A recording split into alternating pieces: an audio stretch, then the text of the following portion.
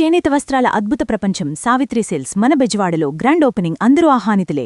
కూడా నాకు అదృష్టం ఏంటంటే సరిలేరు నీకెవరు, సరిలేరు నీకెవరు సినిమా వరకు రాజాది గ్రేట్ కానీ, రాజాది గ్రేట్ అయితే రోజుకు 10,000, అది దిల్ రాజు గారి సినిమాయే కదా. సరిలేరు నీకెవరు వాళ్ళదే కదా. అవును, ఈ సినిమాకి 10,000 తీసుకున్నాను. ఆ తర్వాత ఈ సినిమా పెద్ద హిట్ అయింది కదా. అప్పుడు బయట ఎవరు అడిగినా 20,000 చెప్పారు. కొంతమంది 20,000 ఇచ్చారు, కొంతమంది చిన్న సినిమా అండి అంటే ఎంత ఇస్తారు, 15,000. ఓకే.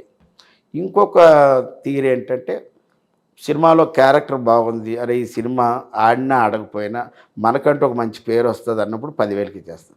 10,000కి తక్కువైతే చెయ్యను. ఇప్పుడు పెద్ద పెద్ద హీరోలు లైక్ ఇప్పుడు సరిలేరు నీకెవరు కానీ, చందమామలో కానీ, లేకపోతే ఇంకా కొన్ని చాలా సినిమాల్లో చేశారు కదా. పెద్ద హీరోస్ మీతో మాట్లాడుతుంటారా, ఎలా ఉంటారు మీకు? అది నాకు తెలుసుకోలేను.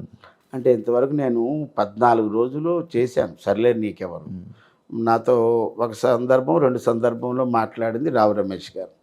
ఇంకా మహేష్ బాబు గారు షార్ట్ కట్ అంటే ఆయన వెళ్ళిపోయేవారు. ఎక్కడ మాట్లాడడానికి లేదు కూడా, ఎక్కడా లేదు. ఏ హీరోలు మాట్లాడరు? ఎవరితో లేదు. నిత్యంతో ఒక సినిమా చేశాను కదా, శ్రీ ఆంజనేయ, మాట్లాడడానికి ఎక్కడ అవకాశం లేదు.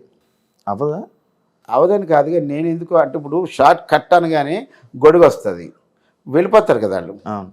అంటే వాళ్ళు మీ దగ్గరికి వచ్చి మాట్లాడడం ఏం లేదు, అలా లేదు. అలాగైతే రామ్ చరణ్ గోవిందుడు అందరూ వాడేది ఒక పాటలో నా భుజం మీద చేసి కొద్దిసేపు మాట్లాడారు. ఈ లోపు సాంగ్ కాదు, ఏదో ఒక లీడ్ లాగా ఉంటుంది, కానీ ఆ సినిమాలో నేను లేను. కట్ చేయడం అంటే రామ్ చరణ్ గారి తాత క్యారెక్టర్ కదా ప్రకాష్ రాజ్ గారు. దీనికి ముందు ప్రకాష్ రాజ్ గారు కాదు ఆ character, Tamil actor, director, hero Raj Kiran గారు. ఆయన దగ్గర నేను ఒక ఫ్లాస్కో, ఒక మందులు, ట్యాబ్లెట్లు, బ్యాగ్ ఇవన్నీ పట్టుకునేవాడిని.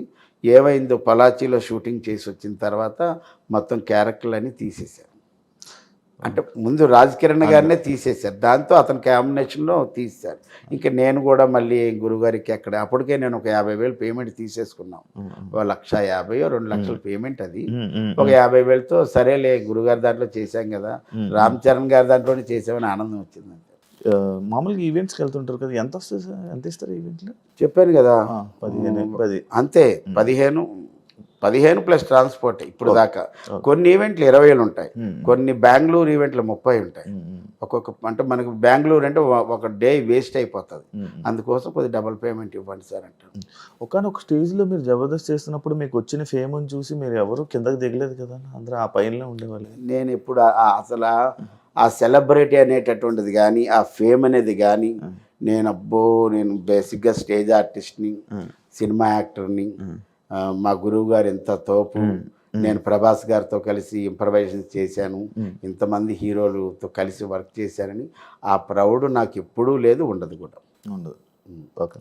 ప్రభాస్ గారి హీరో అవ్వకముందే మా గురువు గారి దగ్గర యాక్టింగ్ నేర్చుకున్నప్పుడు ఆ బాబుతో కలిసి మేము ఇంప్రవైజేషన్ చేసాం. తర్వాత చక్రం సినిమాకి 30 రోజుల పాటు వెళ్ళి మా గురువుగారు కోచింగ్ ఇస్తే మా గురువుగారికి అసిస్టెంట్లుగా వెళ్ళి వర్క్ చేసాం. ఆయన్ని ప్రభాస్ గారిని కలిసింది 3 సార్లే నేను. ఆయన హీరో అయిన తర్వాత బిళ్ళా టైంలో ఒకసారి కలిశాను, ఒకసారి రాధేశ్యామ్ వాళ్ళది ఏదో ట్రిమ్మింగ్ వర్క్ అవుతున్నప్పుడు వాళ్ళ బిల్డింగ్లోనే కావూరి హిల్స్లో డబ్బింగ్ కూడా చెప్తుంటే ఎవరో చెప్పారు అన్న, అక్కడ కో డైరెక్టర్ అనుకుమార్ రెడ్డి అని అప్పారావు గారు వచ్చారంటే హ్యాపీలో అన్నాను. లోపలికి వెళ్ళాను, ఎంతో గౌరవంగా నన్ను ఆయన అప్పటిదాకా సోఫాలో కూర్చొని లేచి నిలబడి కౌగిలించుకొని అప్పారావు గారు కూర్చోండి అని చెప్పి టీ కాఫీ రప్పించి ఎలా ఉన్నారు ఏంటి, మీ ఇంట్లో వాళ్ళు ఎలా ఉన్నారు, పిల్లలు ఎలా ఉన్నారు, అన్నీ యోగక్షేమాలు అడిగారు. మా గురువు సత్యానందం గారికి ఎంత గౌరవిస్తారో అంత గౌరవం నాకు ఇస్తారు.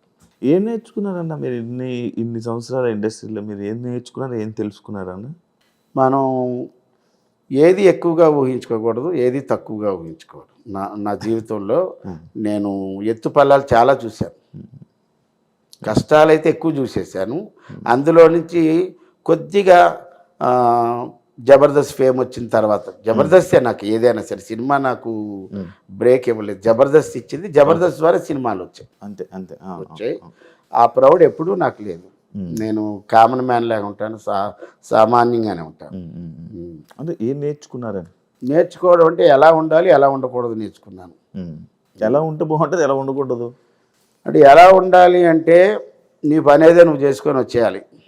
నువ్వు ఏ పని మీద వెళ్ళావో ఆ పని చేసుకొని వచ్చేయాలి అంతే. లేని పని దాంట్లో నువ్వు వేలు పట్టుకో. అనవసరమైన విషయాల్లో నువ్వు వేలు పెట్టావనుకో వేలు కట్ అయిపోద్ది. అది అందులోనే ఉన్నాయి కదా, రెండూ ఉన్నాయి కదా. ఇప్పుడు నేను షూటింగ్కి వెళ్ళాను, నా పని ఏదో నేను చేస్తాను, ఎంతవరకు ఉండాలో అంతవరకు ఉంటాను. షూటింగ్ అయిపోయింది, నేను ముందే అడుగుతాను, ఏమండి షూటింగ్ టైమింగ్స్ చెప్పండి సార్, 6 to 6, 6 to 9 అంటే ఆ టైం వరకే ఉంటాను, ఆ టైం తర్వాత నేను ఉండను, క్లియర్గా చెప్పేస్తాను. ముందే చెప్పేస్తాను. నార్మల్ కష్టాలు ఎక్కువ చూశాను అంటున్నారు. ఎలాంటి కష్టాలు చూసారన్న మీకు? ఎందుకన్నా కష్టాలంటే నేను 1980 to 2000 వరకు ఉద్యోగం చేశాను. ఏ జాబు? నేను ఒక ఆటోమొబైల్ షాప్లో పనిచేశాను 5 ఏళ్ళు. 1980లో నా జీతం 90 రూపాయలు.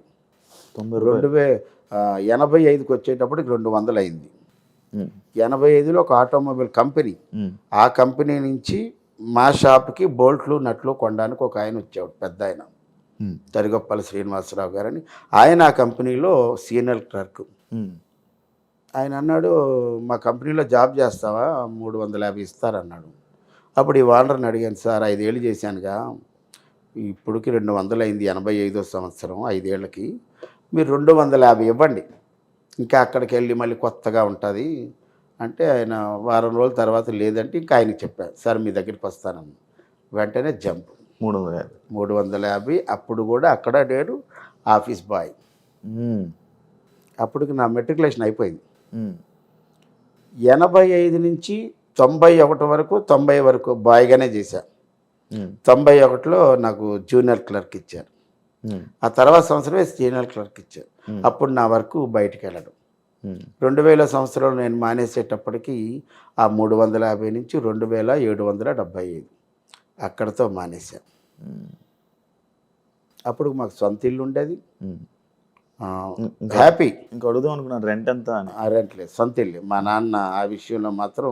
అప్పట్లో 250 ఉన్నప్పుడు రెంట్ ఎంత ఉండేది నార్మల్ మీకు తెలిసింది? 2775 నా శాలరీ. మీ శాలరీ కాదు, అంటే మీకు 250 వచ్చేది కదా జీతం, అప్పుడు శాలరీ 2700 శాలరీ వచ్చేది కదా. అప్పుడు రెంట్ ఎంత ఉండేది ఇల్లు రెంట్లు? అప్పుడు అంతా కలిపి ఒక 500, 300 ఆ రేంజ్లో ఇల్లు రెంట్లు ఆ రోజు. ఇలా ఉండొచ్చు కదా ఇప్పుడు.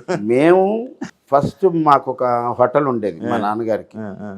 ఆ హోటల్ ఉన్నప్పుడు వేరే చోట, ఇప్పుడు ఏదైతే మా సొంత ఇల్లు ఉందో అక్కడ ఒక 5-6 అడుగులు ద్వారం, అలా 4 ఇల్లులు కడితే అప్పుడు ఆ ఇంటికి 25 రూపాయలు అద్ది. ఒకే రూమ్ ఉంటుంది, అది అక్కడే వండుకోవాలి, అక్కడే ముందు రూమ్లో పడుకోవాలి, అంతే. అలా ఉండేది అన్నమాట. కానీ అప్పటి నుంచి ఇప్పుడు చాలా లైఫ్ మారిపోయి అన్ని చూసారు కదా. అన్నీ చూసాం కదా, ఇప్పుడు అన్నీ చూసారు కదా. ఇప్పుడు రెంట్ 1,00,000 రూపాయలు వచ్చిందాక చూసారు. 1,00,000 రూపాయలు 20 నుంచి స్టార్ట్ అయిపోయింది.